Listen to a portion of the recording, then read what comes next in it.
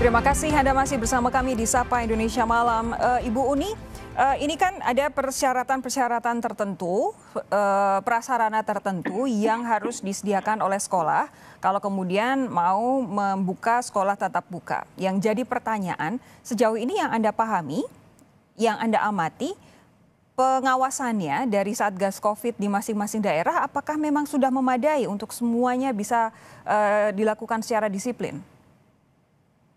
Itu yang kami pertanyakan sesungguhnya. Kami berdiskusi dengan banyak pihak. Tampaknya kita belum, persyaratan-persyaratan itu masih bersifat administratif. Dalam konteks ini di checklist ya. Tapi saya setuju yang tadi testing dan tracking itu tadi. Karena di beberapa negara untuk melihat keamanan di sekolah itu, kalau pembukaan memang harus ada testing. Meskipun awalnya kami mendukung pembukaan sekolah baru, tapi sekarang diskusi kami adalah keselamatan dan keamanan siswa. Dan ini kita nggak jamin deh, karena itu kami betul-betul untuk mempertimbangkan kembali policy ini. Ya. Tadi kan Anda sudah saya tanya soal pandangan anak-anak ya dari survei berdasarkan surveinya KPAI. Tapi kalau dari guru-guru sendiri seperti apa? Guru sendiri sebenarnya juga rindu kepada anak-anak, tapi ya kemarin itu ketika belajar dari rumah, guru-guru kan tetap harus masuk kerja, harus absen dan segala gitu. Dan banyak sekali yang di antara mereka yang terkena, bahkan harus berpulang gitu. Belajar dari ini semua, maka memang syarat utama adalah bukan sekedar men-checklist, tapi sebenarnya adalah keamanan yang berdasarkan data-data dari dinas kesehatan ataupun dari tim kesehatan. Nah, itu kalau dari laporan dari guru-guru di berbagai daerah, apakah pengawasan itu memang sudah maksimal? Ini kan dari tadi Anda bilang sekadar checklist, tapi karena ini kan jumlahnya besar. Kalau anak-anak boleh sekolah, jumlahnya besar. Anak-anak ini tentu pemahamannya soal COVID berbeda dengan orang dewasa. Tingkat risikonya juga berbeda. Mereka mungkin akan tertular tapi OTG, sementara guru-gurunya mungkin nasibnya akan berbeda. Nah, pengawasan seperti apa yang sampai saat ini bisa Anda amati? Kalau di skala deh, 1 sampai 10 kira-kira ada di titik mana? Saya nggak yakin skalanya itu lebih dari 5 gitu sampai 6 gitu tuh saya nggak yakin sama sekali. Karena begini ya, sebenarnya kan kalau kita belajar bahwa misalnya masker itu 4 jam harus diganti kalau kita berinteraksi. Lalu siapa yang menggunakan siapa yang menyediakan masker itu? Ya. Kemudian dari masker itu kemudian bagaimana membuangnya? Bagaimana dia kalau tiba-tiba harus ke kloset gitu, ke toilet, atau kemudian ketika mereka di jalan. Jadi resiko-resiko ini meskipun awalnya PGRI mendukung, tapi melihat perkembangan terbaru, apalagi ketika kita membaca ya, harusnya kan ada studi dampak nih. Saya membuat coret-coretan nih. Belum policy itu diambil, memang harus ada studi dampak nih. Kami melihat dari berbagai aspek. Salah satu aspek yang harus diukur adalah memang efektivitas di dalam pengawasan ataupun ketersediaan prasarana yang bisa dicek dengan baik. Nah ini apalagi gini, kalau jumlahnya besar kan itu memerlukan biaya yang besar juga. Saya nggak yakin bahwa itu ada. Jadi atas dasar berbagai pertimbangan ini, kiranya memang harus dipertimbangkan dengan matang pembukaan sekolah baru itu. Saya juga melihat bahwa di beberapa daerah ada yang perwali gitu sudah mengeluarkan, seperti kata Mbak Hetiva. Tapi saya kira dengan data-data terbaru ini mungkin kementerian dengan DPR, dengan kepala daerah melakukan rapat koordinasi sekali lagi untuk menentukan hal ini. Mbak Heti, dari penjelasan panjang lebar Bu Uni tadi termasuk cerita-cerita dari para guru soal pengawasan Satgas COVID-19 di berbagai daerah, apa yang bisa Anda tanggapi?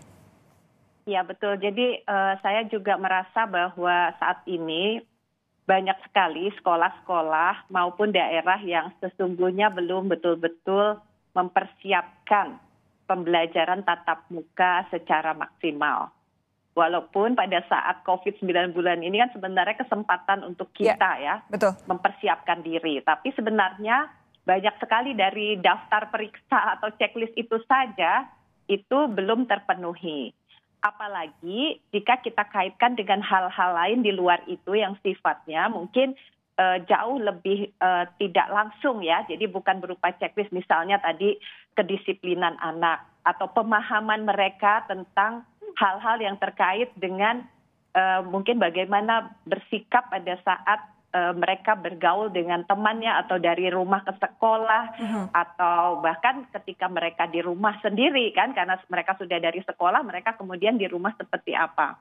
Jadi banyak sekali aspeknya yang sesungguhnya perlu dipahami oleh semua pihak dan diperiksa oleh Satgas COVID gitu ya, kesiapan dari segala aspek, bukan hanya aspek sarana prasarana tapi juga sosialnya. Oke, tapi namun kalau bagi kami yang paling penting juga ya, saya kira nanti dari aspek policy gitu ya, anak-anak ini kan juga tentunya dengan mengatakan mereka kebanyakan ingin sekolah, itu juga merupakan satu informasi yang sangat penting bagi kita.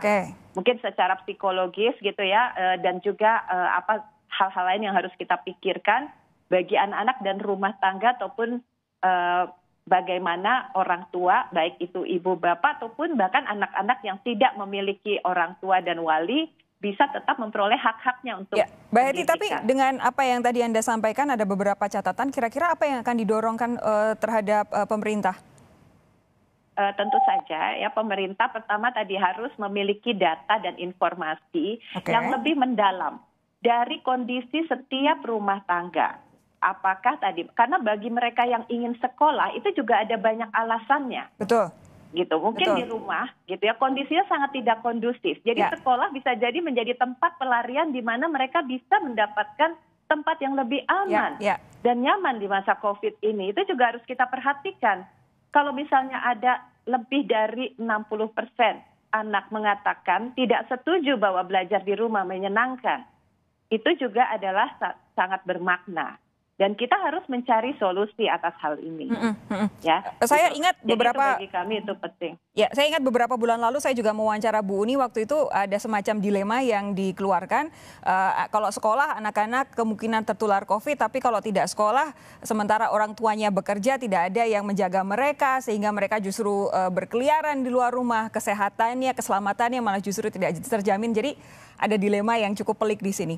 Pak Ariza, kalau kemudian di DKI Jakarta ini apakah memang keputusannya sudah benar-benar untuk seluruh DKI Jakarta atau ada kemungkinan untuk beberapa wilayah tertentu begitu yang misalkan penularannya tidak besar boleh untuk mempertimbangkan membuka sekolah?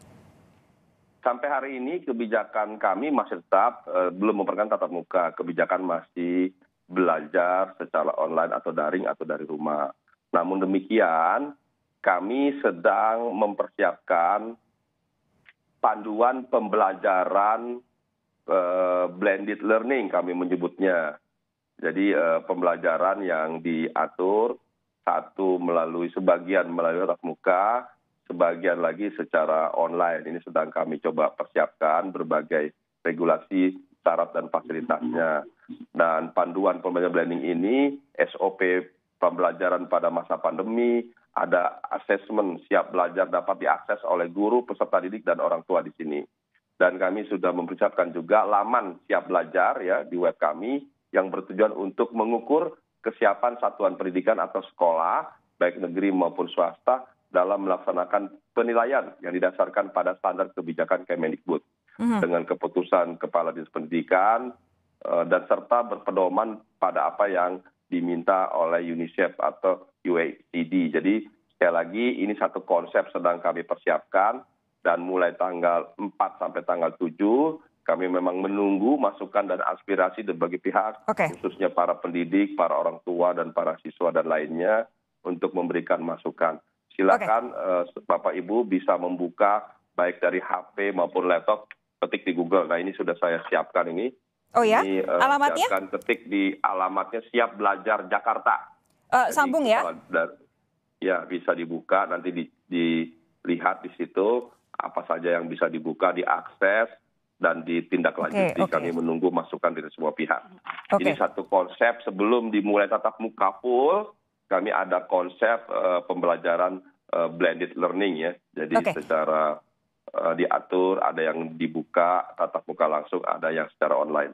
Jadi ini untuk DKI Jakarta, Anda pemirsa kalau ingin mengetahui sekiranya apa saja rencana atau apa ya step-step yang dipersiapkan oleh pemerintah DKI Jakarta soal pembelajaran yang saat ini diputuskan untuk terus secara daring, silahkan cari di mesin pencari, silahkan googling Siap Belajar Jakarta. Ini jadi bekal yang cukup luar biasa ini buat para orang tua siswa. Oke, Pak Ariza, kita akan jeda dulu sejenak. Mbak Heti dan juga Bu Uni tetap di situ, jangan kemana-mana. Kita akan sejenak menyaksikan jeda dan kita akan kembali di Sapa Indonesia Malam.